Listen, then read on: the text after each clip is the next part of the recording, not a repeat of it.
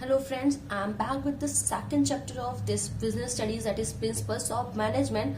Hope you like the previous video of first chapter. If you have any doubt and any query, you can follow us on Instagram and on Telegram. We will surely answer your queries. Now let's begin with this chapter. Principle of management है क्या?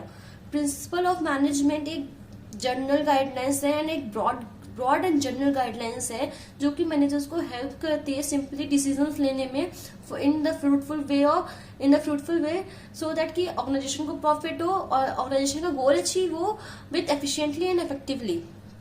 ठीक है, तो इस chapter में हम mainly 3 चीजें हैं। फर्स्ट है Henri's Fayol 14 principles, scientific management of FW Taylor principles and scientific management of techniques. ये दोनों चीजें techniques and scientific management of FW Taylor principles, ये दोनों चीजें FW टेलर का कंट्रीब्यूशन है एंड हेनरी का खाली 14 प्रिंसिपल्स का कंट्रीब्यूशन है इस चैप्टर में। इस चैप्टर को बहुत ज्यादा इम्पोर्टेंटली अच्छे से समझना बहुत ज्यादा जरूरी है क्योंकि इसके बेस में बहुत सारी केस स्टडीज आती हैं और अगर कॉन्सेप्ट क्लियर नहीं होगा ना तो आप कंफ्यूज हो जाओगे। मैं आज आपको इस चैप्टर में खाली फ्यूल्स के 14 प्रिंसिपल्स के बारे में बताऊंगी and nature of principle of management. Principle of management कैसा है, तो first start with nature and management of principles. Universal applicability. Universal applicability means क्या होता है कि ये जितने भी प्रिंसिपल्स है ना यूनिवर्सली अप्लाइड है। आप कोई भी ऑर्गेनाइजेशन में किसी भी तरह से ऑर्गेनाइजेशन में आप इसको एप्लीकेबल कर सकते हो। जो प्रिंसिपल्स ऑफ मैनेजमेंट होते हैं क्योंकि वो ह्यूमन के ऊपर अप्लाइड होते हैं, एज ह्यूमन का नेचर भी कंसिस्टेंट नहीं होता, सब ह्यूमन का नेचर अलग अलग होता है। सिमिलरली तो हम अपने प्रिंसिपल्स को मॉडिफाई कर सकते हैं, चेंज कर सकते हैं according to the requirement, according to the need of the organisation. तो वो मैनेजर्स के ऊपर डिपेंड करता है, मैनेजर्स की स्किल्स के ऊपर डिपेंड करता है वो कैसे अप्लाई कर रहे हैं ऑर्गेनाइजेशन में। जनरल गाइडलाइंस मीन्स इनमें कुछ जनरल गाइडलाइंस हैं, जो कुछ प्रिंसिपल्स हैं जो कि मैनेजर्स को अपनी स्किल सेट को दिखाने में हेल्प करते हैं। सेकेंड है practice experimentation. Practice and experimentation means क्या होता है, ये जो प्रिंसिपल्स बनाए गए हैं ना बहुत सारी ऑब्जर्वेशंस के बाद बनाए गए हैं, बहुत सारे प्रैक्टिस की गई है, बहुत सारे चीजों पे अप्लाई किए गए, उसके बाद ये प्रिंसिपल्स बने हैं।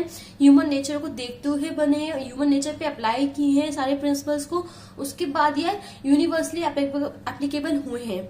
उसके बाद है फ्लेक्सिबल। ये मैंने आपको पहले ही बताया कि ये मॉडिफाई हो सकते हैं, मीन्स फ्लेक्सिबल है, एज हमारा ह्यूमन नेचर भी एक कंसिस्टेंस नहीं रहता है। सिमिलरली ये प्रिंसिपल्स ह्यूमन के ऊपर ही अप्लाई होते हैं तो ये बिल्कुल फ्लेक्सिबल होते हैं, आप कभी भी उनको चेंज कर सकते हो। ये मैनेजर्स के स्किल के ऊपर डिपेंड करता है कि वो कैसे अपने स्किल को अप्लाई कर रहा है, मैनेजरियल स्किल्स को अप्लाई कर रहा है उन प्रिंसिपल्स को ऑर्गेनाइजेशन में फॉलो करने के लिए। मैनेजमेंट कैसा है उसको मैनेजर्स पे डिपेंड करता है। फिर आता है हमारा बिहेवियर। अब हर ह्यूमन का बिहेवियर अलग होता है तो जरूरी नहीं एक ही ऑर्गेनाइजेशन में एक ही तरीके से एक प्रिंसिपल फॉलो हो। हर एम्प्लॉय, हर मैनेजर का बिहेवियर अलग होता है तो वो डिफरेंटली वे में ही यूज करते हैं उस प्रिंसिपल को। ऐसा नहीं है कि अगर आपने एक रूल बना दिया कि ये चीज ऐसे फॉलो होगी तो ऐसा नहीं है। ये उस एम्प्लॉय का पर्टिकुलर नेचर अगर बहुत गुस्से वाला है तो वो फॉलो नहीं होगा। और वो कुछ 2 एम्प्लॉयज है सपोज टू, ठीक है, किसी भी ऑर्गेनाइजेशन में, और आपने एक को टारगेट दिया 5000 का और एक को टारगेट दिया 5000 का, दोनों को सेम टारगेट दिया और बोला एक उस पर रूल किया कि आपको 1 हफ्ते में कंप्लीट करना है, बट एक का क्या है वो न्यू है और एक क्या है ओल्ड है, तो क्या वो जल्दी कर लेगा कंप्लीट? नहीं ना, क्यों? क्योंकि वो उसको भी प्रैक्टिस ही नहीं है, वो उसको एक्सपीरियंस ही नहीं कैसे करना है। तो सिमिलरली ये बिहेवियर पे डिपेंड करता है कि कैसे बिहेवियर पे आप ये अप्लाई कर रहे हो। अब जो हमारा मैनेजमेंट प्रिंसिपल है cause and effect relationship follow करता है बहुत ज्यादा। कॉज से बोला मेरे को फोन चाहिए, मुझे पढ़ाई करनी है, मेरी पढ़ाई नहीं हो पा रही, ठीक है, आपके पापा ने आपको फोन दिलाया, ये क्या हुआ? आपने फोन किस लिए लिया, कॉल्स के लिए गए क्योंकि आपको पढ़ाई करनी थी, बट आपने उसका मिसयूज किया, तो आपके पापा ने क्या किया, आपको फोन वापस से ले लिया। तो उससे क्या हुआ कि वो अट्रैक्ट हुआ, क्योंकि आपने उसको गलत यूज किया, गलत तरीके से, क्योंकि आपका कॉज क्या था, पढ़ाई करना ही था, इसलिए आपने फोन लिया था। सिमिलरली अगर कोई भी प्रिंसिपल अगर आप अप्लाई कर रहे हो, तो जिस चीज का कॉज उस चीज में नहीं कर रहे हो, तो क्या होगा, रिवर्स इफेक्ट पड़ेगा उसका। कोई भी सही से जिस चीज का जो इफेक्ट पड़ना चाहिए वो इफेक्ट नहीं पड़ेगा। इसलिए हमेशा जहां पर जिस प्रिंसिपल का यूज हो रहा हो वहां पर उसी प्रिंसिपल का यूज करें, कोई भी प्रिंसिपल का और use. Now 14 principles of Henry पेफर। आप कंफ्यूज बिल्कुल ही मत होना इन सब चीजों में कि ये साइंटिफिक के प्रिंसिपल्स हैं, ये टेलर के प्रिंसिपल हैं, ये टेक्निक्स हैं।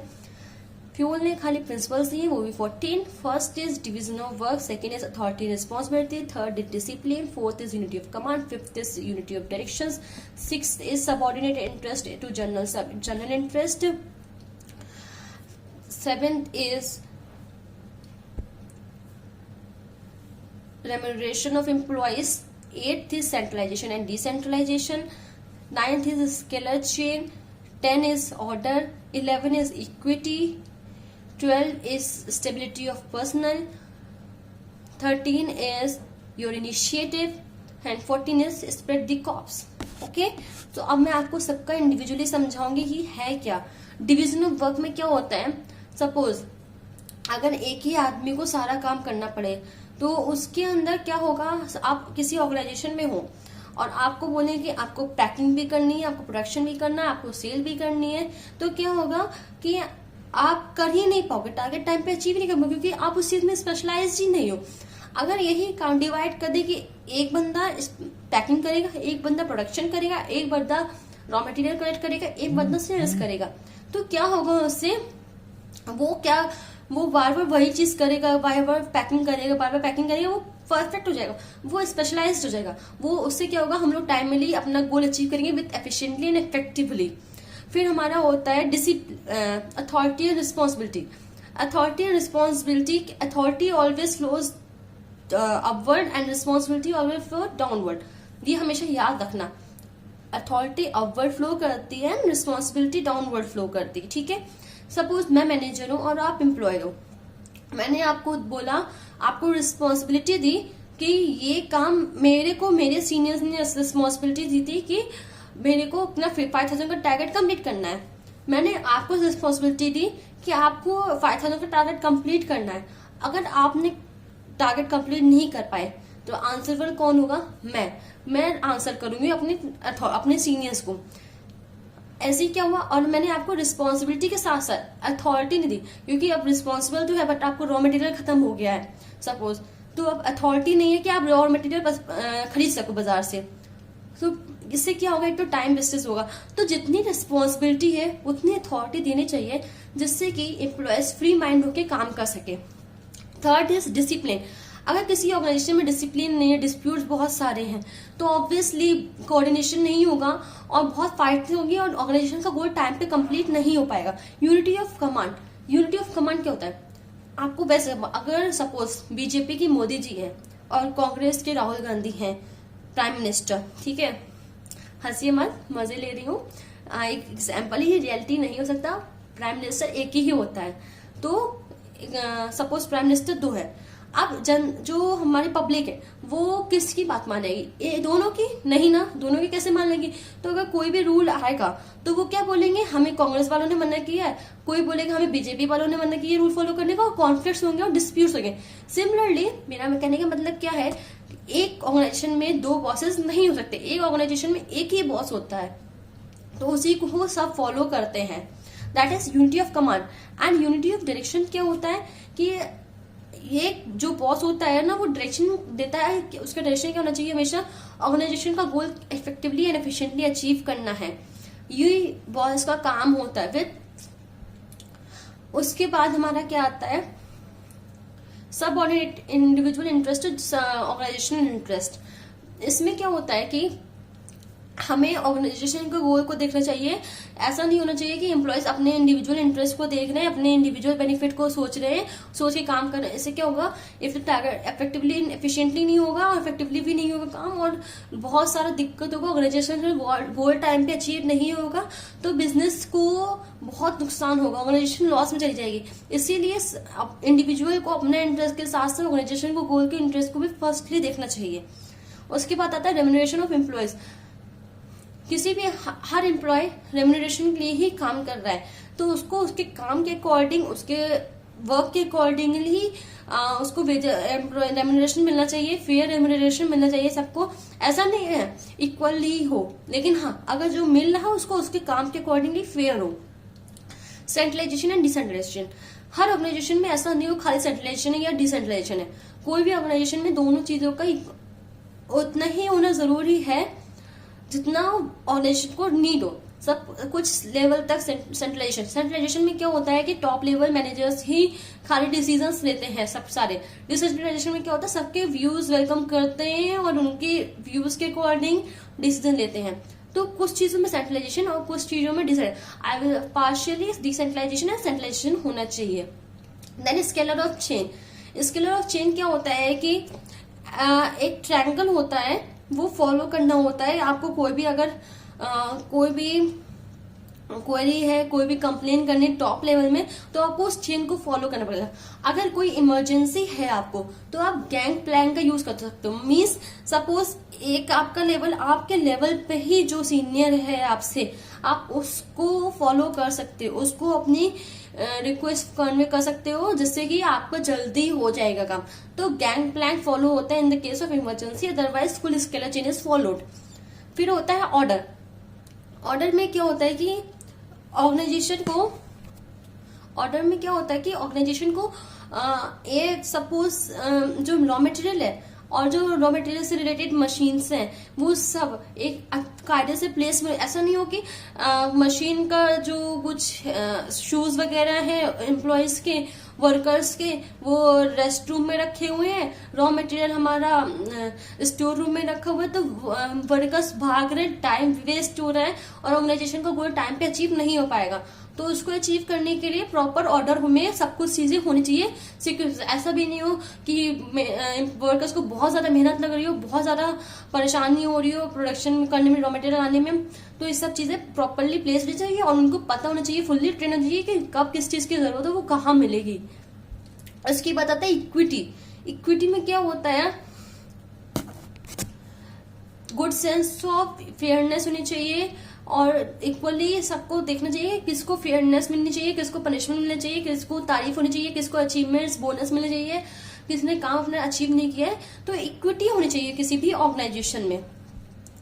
फिर हमारा आता है स्टेबिलिटी ऑफ पर्सन। हम लोग बहुत सारे लोगों को एम्प्लॉय करते हैं, तो पर्सनल की स्टेबिलिटी होनी चाहिए, डिसीजंस लेने में हेल्प करनी चाहिए उनको और उनको ट्रेनिंग देनी चाहिए प्रॉपर, जिससे कि वो ऑर्गेनाइजेशन में सेट हो पाए।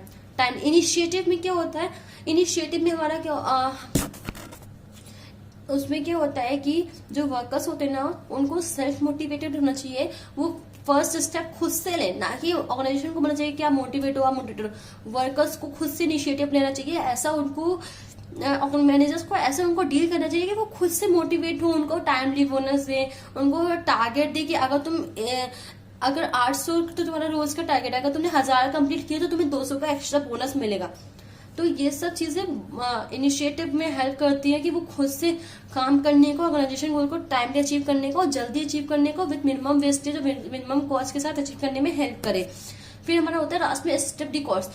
स्टेप दी कॉप्स बहुत ही इंपॉर्टेंट है, क्योंकि बिना यूनिटी के, बिना टीम के कोई भी काम नहीं होता, कोई भी टारगेट अचीव नहीं होता।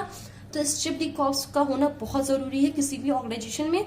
सबको मिलके, सबको कोऑर्डिनेशन के साथ काम करना चाहिए। होप आपको 14 प्रिंसिपल्स समझ आ गए होंगे कि 14 प्रिंसिपल्स है क्या, वो उनका मीनिंग क्या है, वो अप्लाई कैसे किए जाते हैं। अब मैं आपको इन प्रिंसिपल्स को लर्न करने का एक शॉर्टकट बताती हूँ, दैट इज दादूस ice roses. DADDUSICEROSCS। This is a short form. इसमें आपके 3 वर्ड्स में पूरा 14 प्रिंसिपल्स हैं आपके। आप मेरी स्क्रीन पे देख सकते हो। If you want to take screenshot you can take it. और hope you like this video and please like, share and subscribe this video and our channel. And if you have any query, you can DM us on Instagram and on Telegram.